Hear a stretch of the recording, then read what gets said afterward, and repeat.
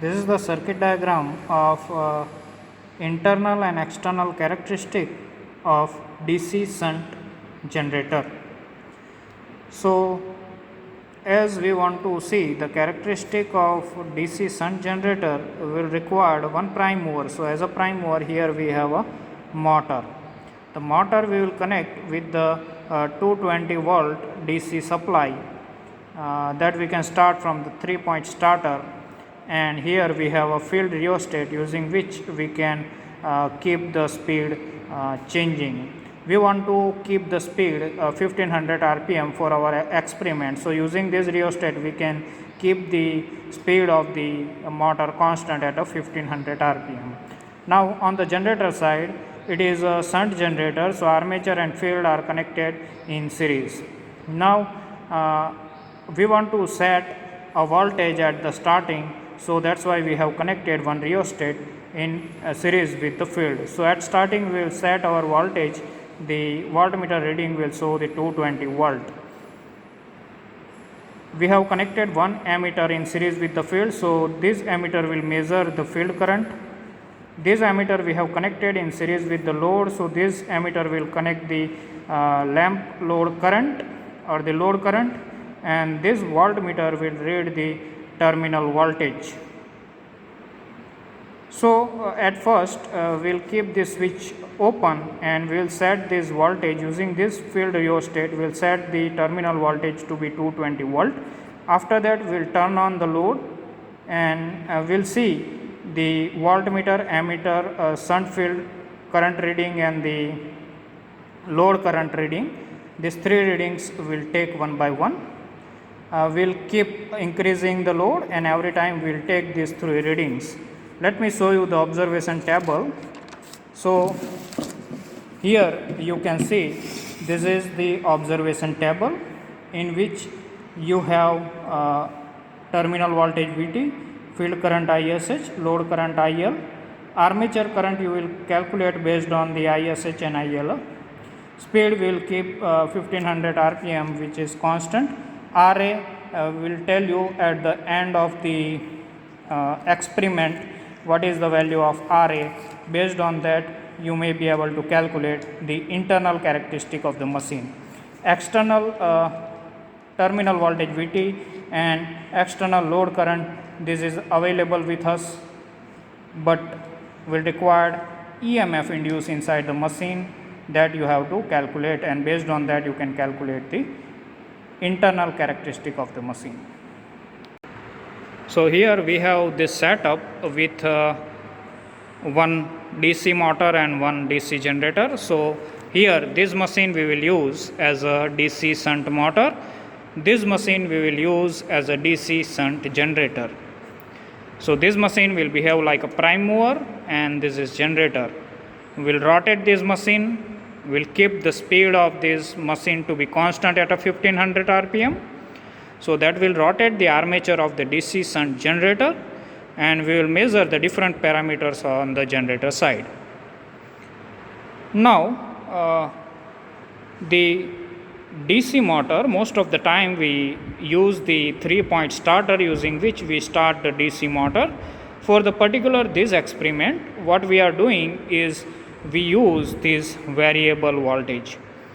In case you don't have a variable supply voltage, in that case you have to use the 3-point starter, but here we have a variable voltage supply, so that we change the voltage starting from 0 to 220 volt. So starting current can be controlled through this variac. That's why we will not require a 3-point starter for this purpose. So we will eliminate the 3-point starter so we can reduce the complexity of this connection on the motor side. Now you can see it is a shunt machine. So this armature, before that I should tell you what are the terminals of the motor. So here you can see there are 4 terminals. These are 2 black terminals and these are 2 yellow terminals. These black terminals are the 2 terminals of the field winding. So one will behave like a F, one is double F. Here we have these 2 terminals which are the armature winding terminals, one is A and one is AA. So for the shunt motor, we have to connect armature winding and field winding in parallel. So these two terminals A, F and A, these are connected with each other. Same way, these two terminals AA and FF are connected together, so the armature winding and field winding are connected in parallel. This one terminal, it is going to the positive supply, and the second terminal is going to the negative terminal of the supply. So using this variac, we will start our motor and we will keep the speed of the motor constant. Now look at the generator side. If you look at the diagram, concentrate on the generator side, you can see that AA and FF are connected together and it is going to the negative terminal of the lamp load. So look at this. These four terminals, again these are the generator side terminals. Let me remove this terminal of the voltmeter. Now these four wires I have connected here on the control panel. So on the control panel you can see there are four terminals.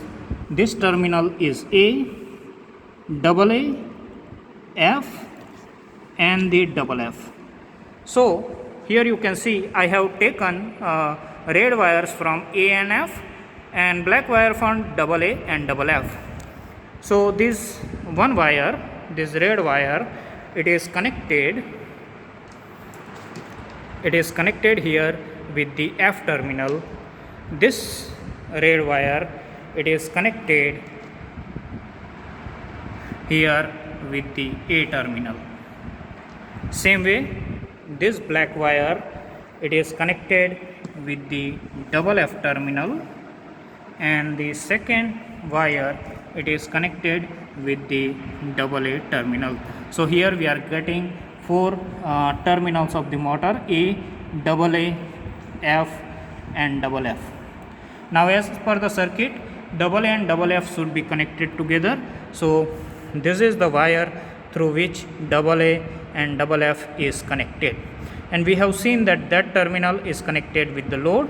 So what we have done is this terminal AA and FF, where it is sorted, it is going to the negative terminal of the load, and this negative terminal of the load, it is connected with this lamp load. Here you can see this is the lamp load we have, right, and these are the two terminals where we connect the lamp load. Let me show you the lamp load. This is the lamp load, and inside that there are the lamps. As we will turn on the switch, these lamps will glow, and that will work as a load of the generator. Now if we look at the other terminals, look at this. Now the A is connected to this field winding, and the rheostat are connected in series with the ammeter. So let me show you that. You have this F. This F, you can see it is connected with this field regulator. Here we have a field regulator. By moving this knob, we can change the current through the field circuit. And the second terminal of that field, it is going to this ammeter. So this ammeter will show you the field current reading. Now the other terminal of that, it is going to the A terminal, right?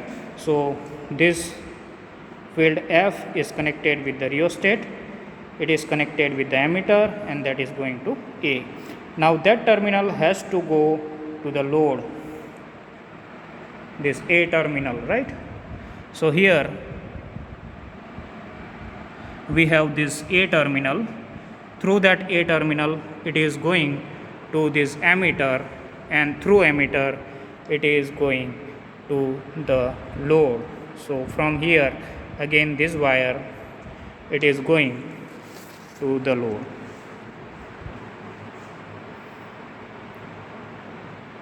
Alright, so this ammeter is connected in series with the load, so using which we can measure the load current. Even in the load we have this ammeter through which we can measure the load current.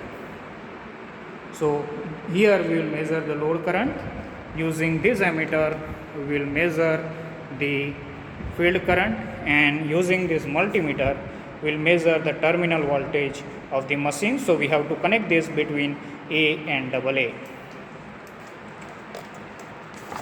So if I throw you some glance at this overall setup, so you can see this is our overall setup for this experiment. Now let's turn on the DC supply of the motor. So here we are applying a voltage slowly, and as we are applying the voltage, the motor has started rotating. We'll first keep the voltage, the RPM of the machine to the 1500 RPM. So here we have a tachometer.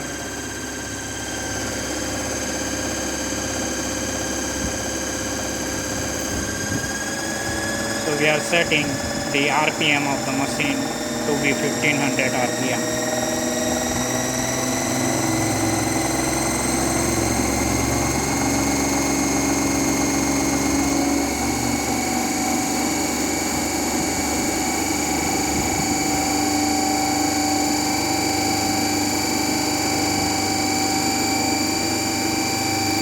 So we have set this speed of the machine to be 1500 RPM.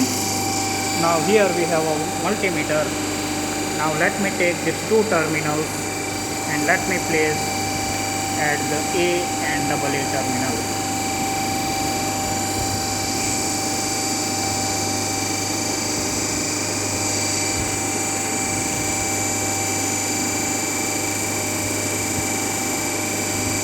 Okay, and now we are getting this voltage 234 volts. Now we want to set it to 220 volts. So using this field rheostat we will set this voltage.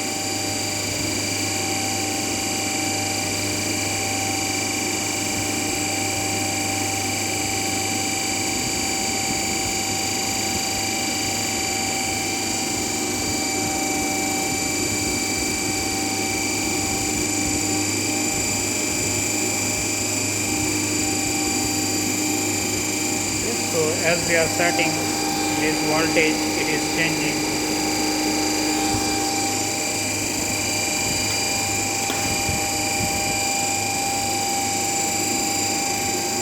So now let's see, we are wearing this field rheostat to change this voltage.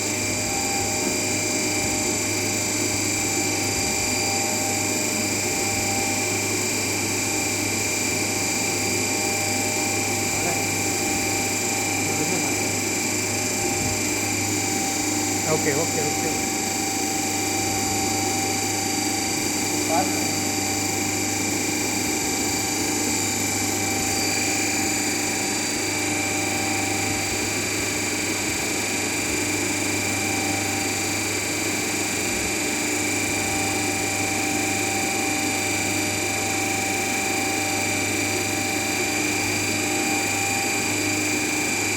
Fine.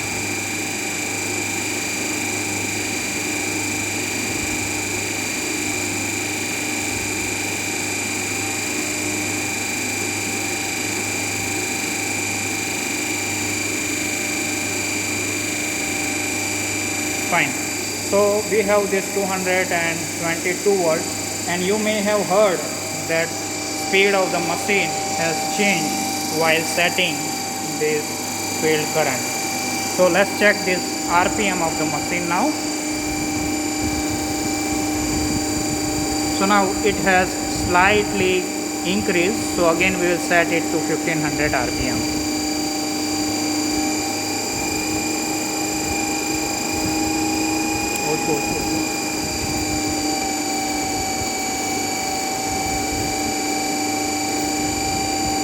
Yes, so this is around 1500 RPM, and let's again check the voltage. You can see that it is 221.5 volt. So let's take this reading and note it down.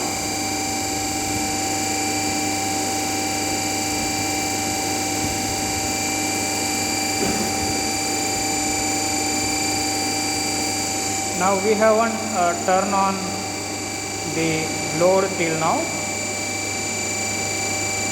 so the load current will be 0.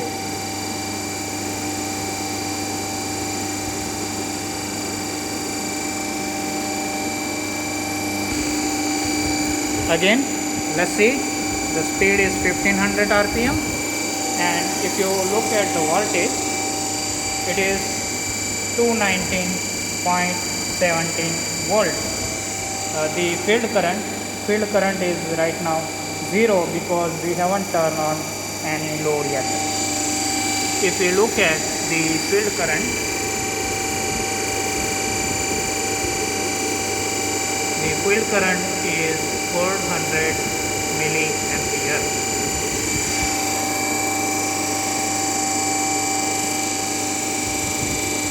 Now let's turn on the load. Okay, and you can see that now the lamp is glowing because we have applied that 220 voltage to the load.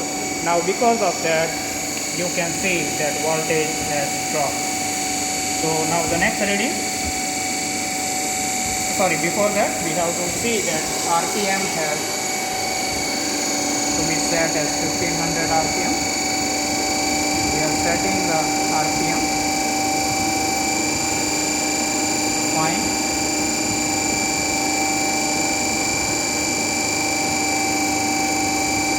So it is around 1500 RPM. Now let's look at the voltage. It is 216 volt. The field current,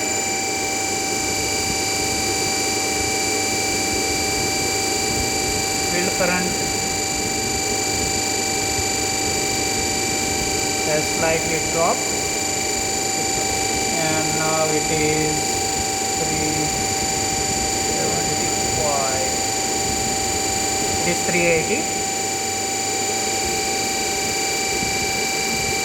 and the load current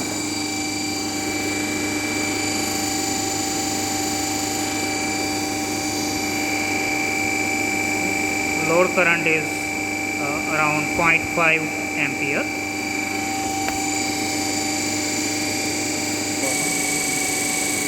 So now we have turned on one more switch. Again we have to set the RPM.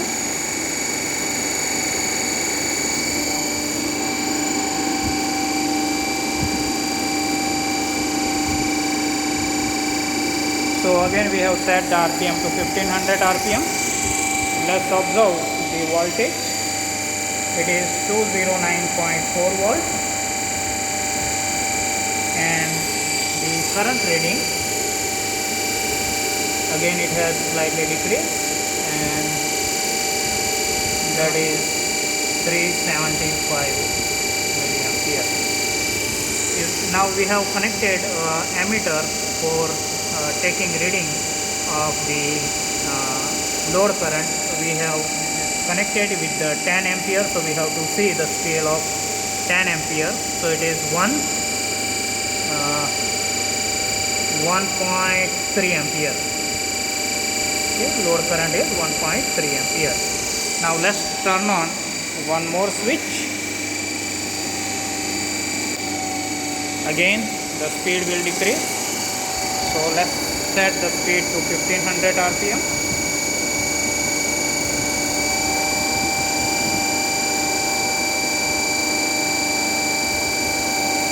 Fine, so let's take the reading. Now the voltage is 206 volt. The current, field current, you can see that it is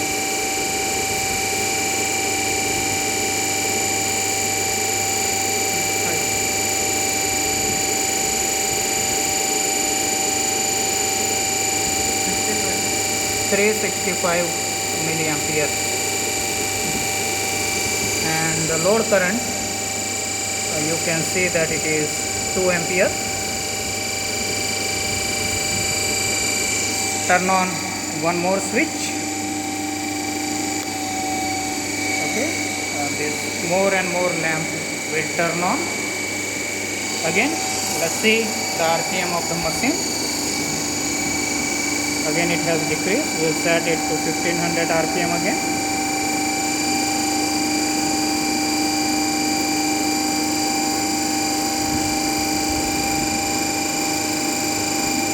Okay, so slightly higher. So it is 1500 RPM. Let's see the voltage.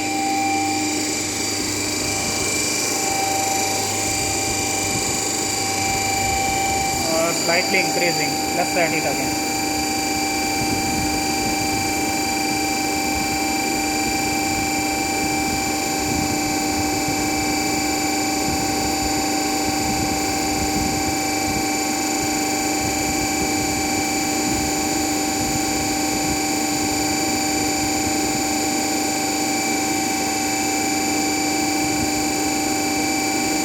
Okay, fine. So now let's look at the voltage. It is 202.2 volts, and look at the current.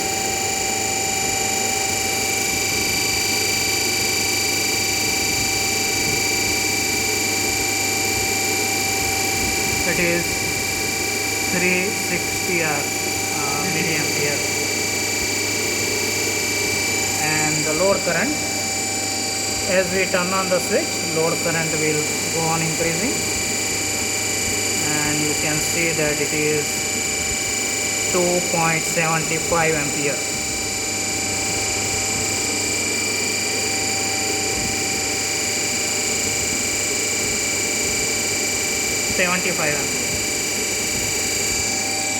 Again, let's go ahead, turn on the load. We have to observe the RPM.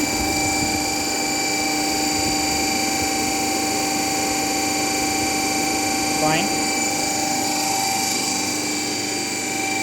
So I think let me turn on one more switch. Yes. So let's see the speed again. It has decreased.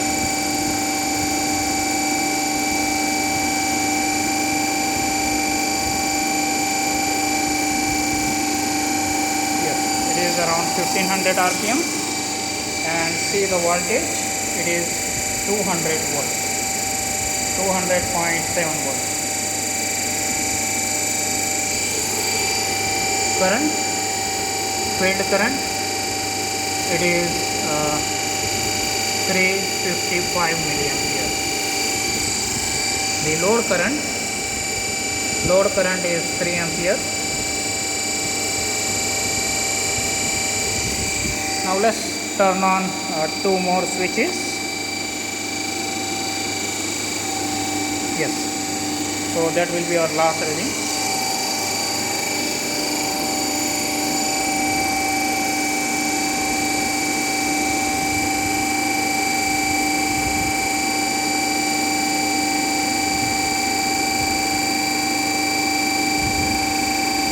Okay, we set it to 1500 RPM. Let's look at the voltage. It is 199.6 volts.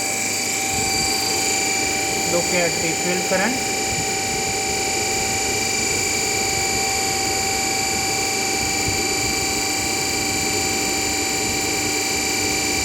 It is 350 milliampere, and the current, load current, is 3.2 ampere.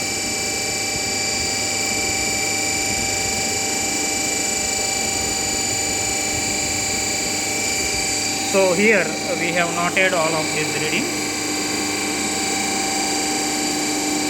Now if you look at the readings, you can see that as the load current we have increased, the terminal voltage is decreasing. You have to draw the characteristic IL versus VT, right? So if you will draw, you will see that voltage is dropping with increase in IL.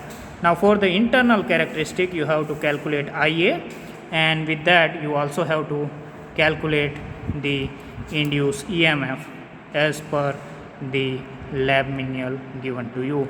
Based on that, you will calculate E, you will calculate IA, again you will draw one characteristic E versus IA, that will be internal characteristic. Now let's measure the resistance of the armature winding.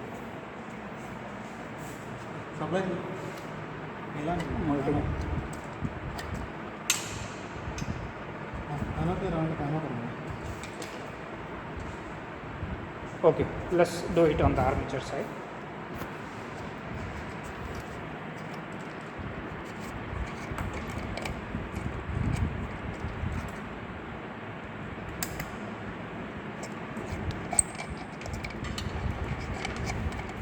So no need to disconnect it. On the armature side circuit, we have to open.